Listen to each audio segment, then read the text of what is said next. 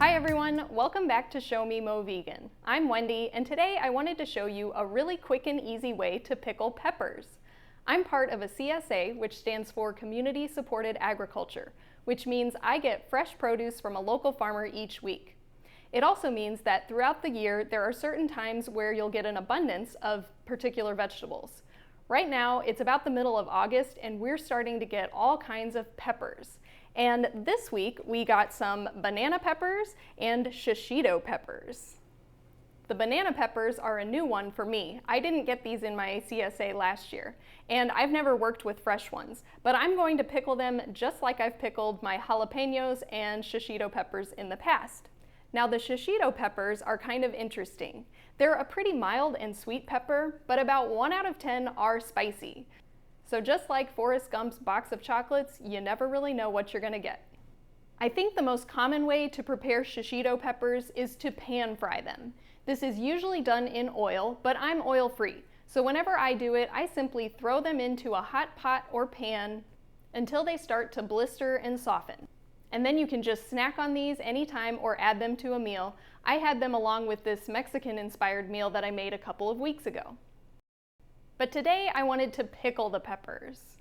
So I started by washing the peppers really well, and now I'll slice them. With the shishito peppers, I don't worry about taking the seeds out because they're so small it's really tedious, and since most of them are sweet, you don't have to worry about too much heat from the seeds.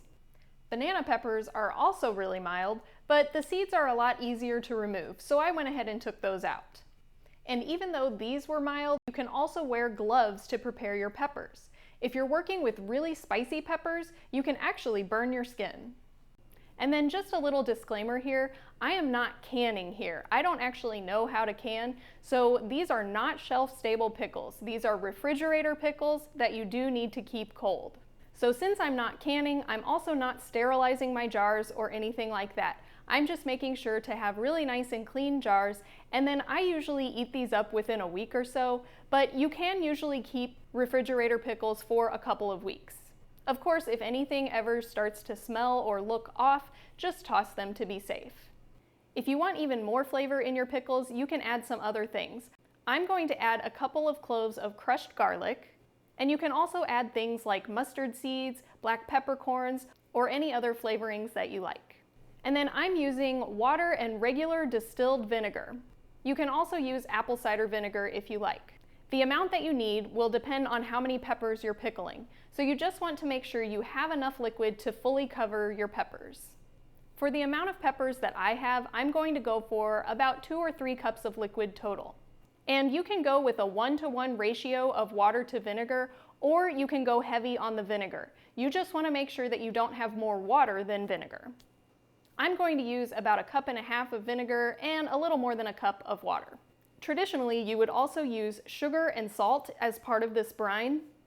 Most of the food that I make is SOS free, which means it's free of salt, oil, and sugar. You can leave the sugar out completely, but I do like to have a little hint of a sweet flavor, so I actually use date sugar. But date sugar is actually the whole date that's been dried up, so this won't dissolve, but it does still give that nice sweet flavor. If you'd like to use regular sugar or omit it altogether, go for it. And then you actually can omit the salt as well, but I do like a little bit of a salty flavor in my pickles, so I'm going to add just about a teaspoon. If you are trying to avoid salt, just remember that this little amount is going through your whole batch of pickles, and you're probably not going to be drinking the brine straight up. So a lot of that salt will stay in the brine. You're simply going to add your liquid to a pot and bring it to a boil. At this point, there are 2 different options that you have. You can go ahead and pack your jars with the pickles, and then once the liquid is boiling, pour it into the jars. If you're using jars that are specifically made for canning, this should be just fine. These jars are made to handle hot liquids. I personally don't like to pour the hot liquid just because I don't want to have any mishaps and accidentally burn myself if I don't have to. So I'm using option 2, which is to simply throw the peppers into the pot once the liquid is boiling. You can turn the stove off and take them off the heat and let them cool at this point. Once this has cooled off so it's easy to handle, I take a spoon and scoop the peppers into my jars.